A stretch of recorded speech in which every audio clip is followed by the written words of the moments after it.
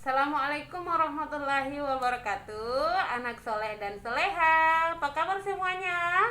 Ibu harap semua yang masih stay di rumah tetap sehat, tetap semangat, tetap rajin belajar, dan jangan lupa sholatnya.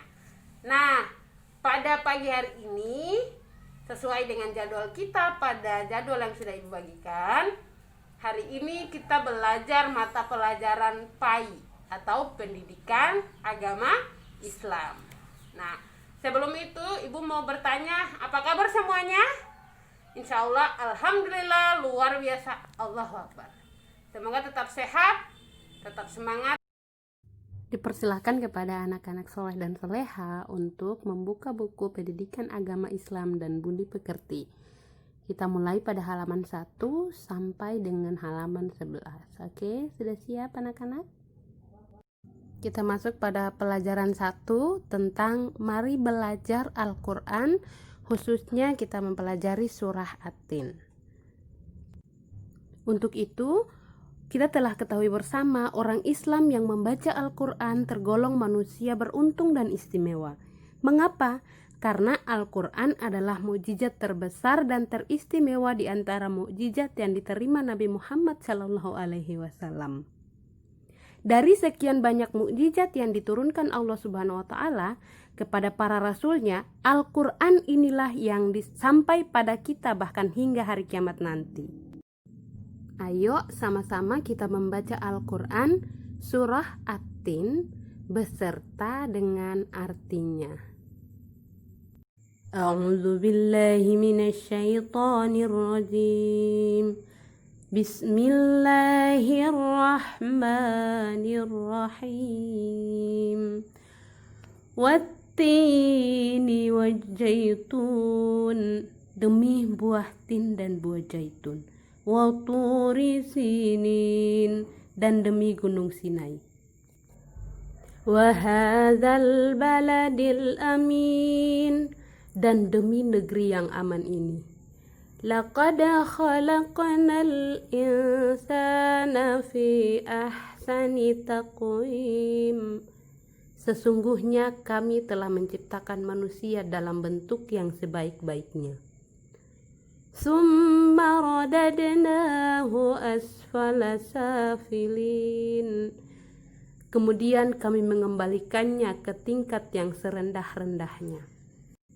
Illalladzina amanu wa amilus solihati falahum ajrun ghairu mamnun. Kecuali orang-orang yang beriman dan mengerjakan amal saleh, maka baginya pahala yang tiada putus-putusnya. Fama yukazzibuka ba'du biddin. Maka apakah yang membuatmu mendustakan hari pembalasan sesudah itu? Alaisallahu biahkamil hakimin.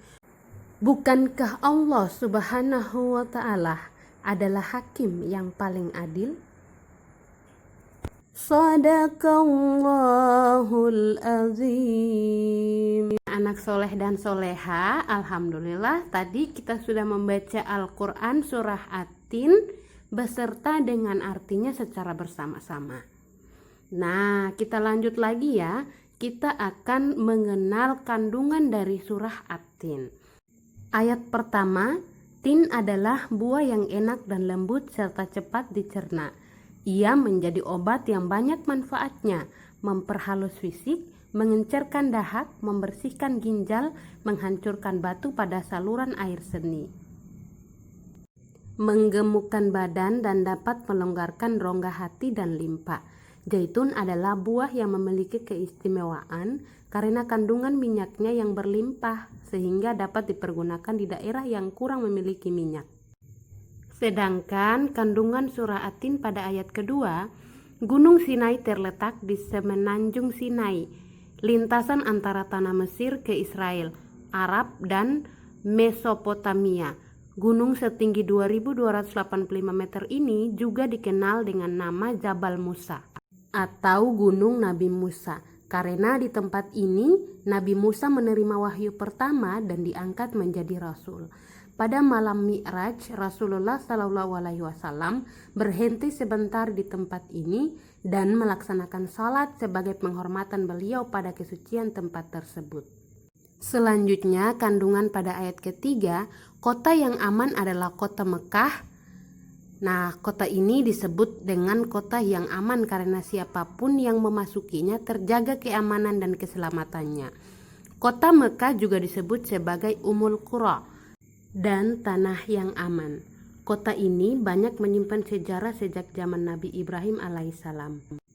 Kandungan pada ayat keempat, Allah Subhanahu wa Ta'ala menjadikan manusia dalam sebaik-baik bentuk.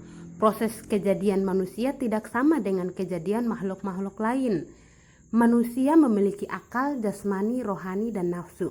Anggota tubuh manusia serasi dan seimbang sehingga tampak indah, cantik, dan memudahkan untuk melakukan kegiatan. Sedangkan hewan hanya memiliki jasmani dan nafsu saja.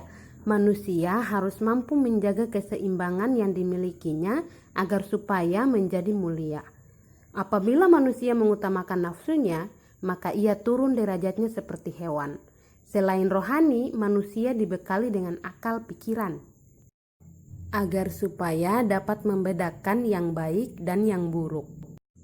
Untuk ayat kelimanya, Allah Subhanahu wa Ta'ala mengingatkan manusia sekalipun mereka sempurna, tetapi dapat turun derajatnya menjadi hina karena pengetahuan, sikap, dan perilakunya apabila telah keluar dari aturan yang telah ditetapkan oleh Allah Subhanahu wa Ta'ala. Untuk contoh kelebihan manusia dari makhluk lain bisa dilihat pada tabel tersebut. Pada ayat ke-6, orang-orang yang tidak pernah hina adalah mereka yang beriman dan melaksanakan amal saleh. Orang yang demikian itu akan selamat dari kehinaan dunia dan akhirat. Nah, ini adalah contoh orang beriman dan beramal saleh, beribadah kepada Allah, gemar bersedekah, dan ikhlas menolong. Untuk ayat ke-7, pada hari kiamat nanti ada hari pembalasan terhadap perbuatan manusia yang baik dan buruk. Manusia seharusnya tidak meragukan adanya hari pembalasan, karena Allah Subhanahu wa Ta'ala sudah menunjukkan bukti-buktinya. Allah Subhanahu wa Ta'ala memberikan akal kepada manusia untuk berpikir tentang ciptaannya dan hati untuk merasakan iman. Pertanyaan Allah Subhanahu wa Ta'ala itu untuk mengingatkan adanya hari kiamat agar manusia tidak lupa dan lalai sehingga terjerumus dalam dosa dan kehinaan. Kemudian pada ayat terakhir, ayat ke-8 di surah At-Tin, Allah Subhanahu wa Ta'ala adalah yang maha mengetahui, sebagus-bagus pencipta dan pengatur segala urusan. Allah Subhanahu wa Ta'ala yang memberi keputusan atas segala persoalan. Tiada perbuatan walau sekecil atom pun yang dapat terlepas dari pengadilannya. Pengadilan Allah Subhanahu wa Ta'ala adalah sebaik-baik pembuat keputusan. Allah Subhanahu wa Ta'ala maha pengasih kepada hambanya. Ia senantiasa mengingatkan agar manusia tidak lupa diri. Jika ternyata manusia masih melakukan dosa, maka karena keadilannya, manusia akan menanggung akibat dan pembalasan atas dosa itu. Allah Subhanahu wa Ta'ala juga telah menyiapkan kenikmatan bagi orang yang menjalankan syariatnya. Nah, untuk tugas pada mata pelajaran kali ini, anak soleh dan soleha, nomor 1, tulislah surah At-Tin beserta artinya. Yang kedua, buatlah sebuah video hafalan surah At-Tin dan artinya. Kemudian yang ketiga, membuat ringkasan kandungan dari surah At-Tin. Oke? Nah, anak soleh dan soleha, terima kasih atas perhatiannya. Semoga bermanfaat. Wassalamualaikum warahmatullahi wabarakatuh.